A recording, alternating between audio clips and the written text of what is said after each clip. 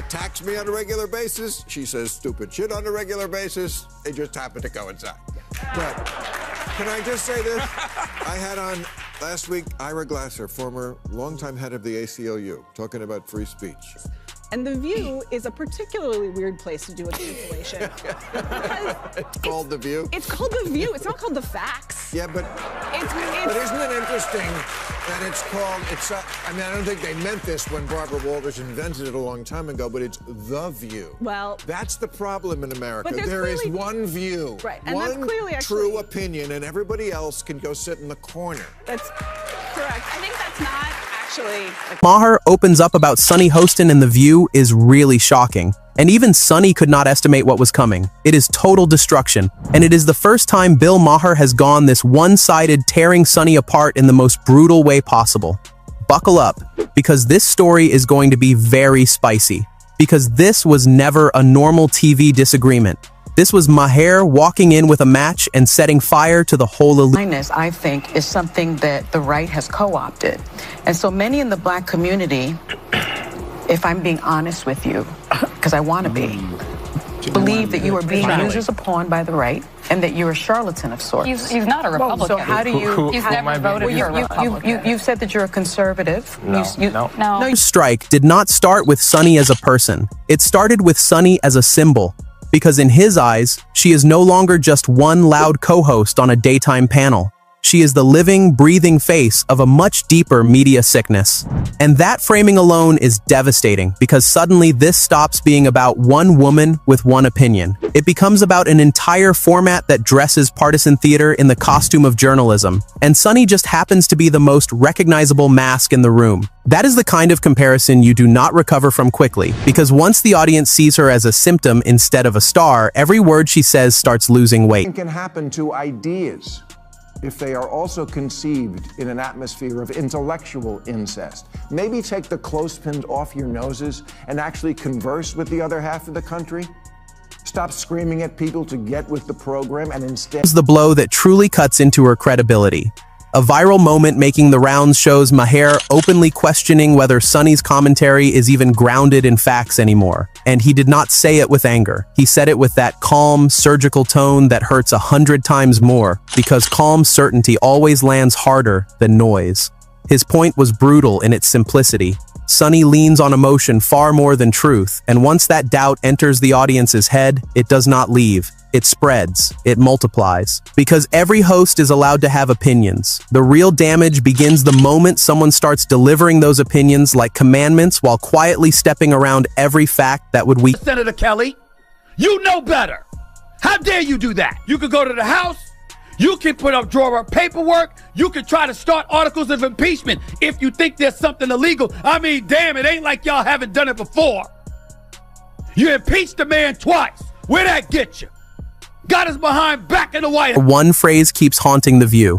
Performative outrage. Sources say Maher slammed exactly that, linking it directly to Sonny's reactions on the biggest topics. That hit cuts deep because it names what viewers have been feeling for a long time. The anger looks scheduled. The fury arrives too neatly. The passion already knows in advance which side gets attacked and which side gets protected. Everything, or have a hot take on everything, or care if someone says they don't like cats.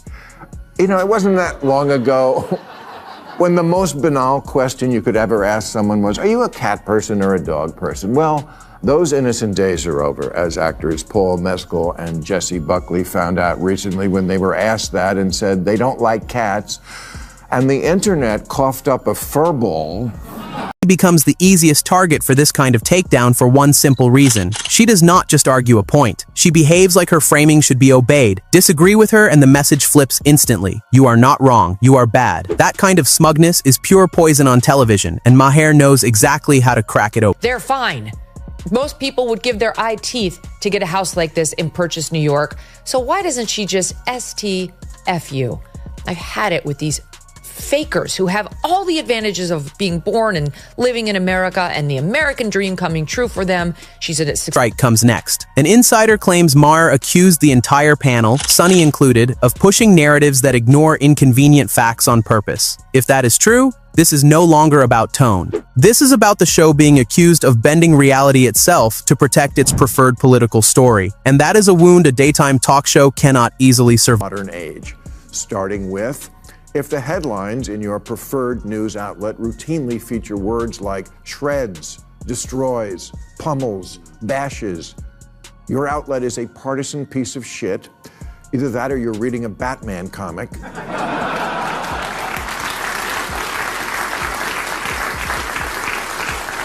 Ditto with obliterates, roasts, annihilates, and owns.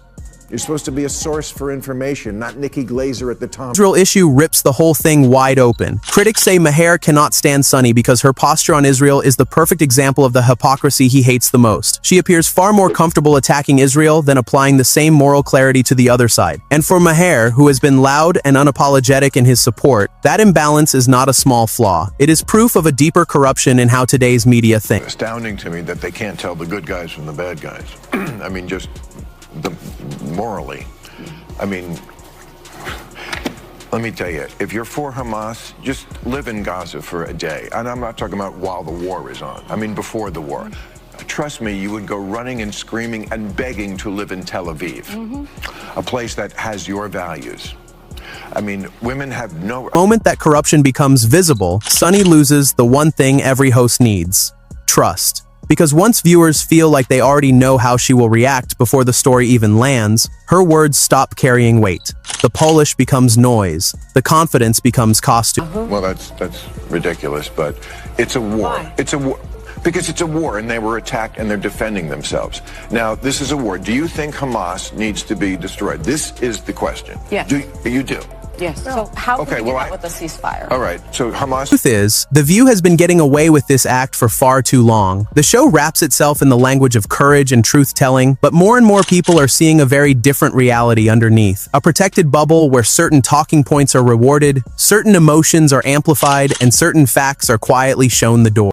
Well, fear not, Sunny, because look at the picture she posted just the other day. Here is her son graduating from Harvard.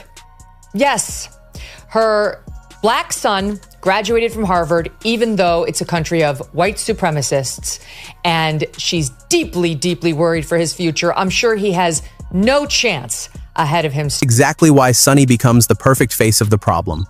She delivers everything with such absolute certainty that the crash becomes brutal the moment someone pushes back with real force. And Maher pushes hard. He takes her inflated confidence and turns it against her, making it look brittle, staged, and completely dependent on a room that never challenges her. The problem with communism and with some very recent ideologies here at home is that they think you can change reality by screaming at it, that you can bend human nature by holding your breath. But that's the most humiliating part. Maher does not even have to shout. He does not need a viral meltdown. He just has to make Sunny and The View look artificial. Once that crack appears, the audience finishes the job.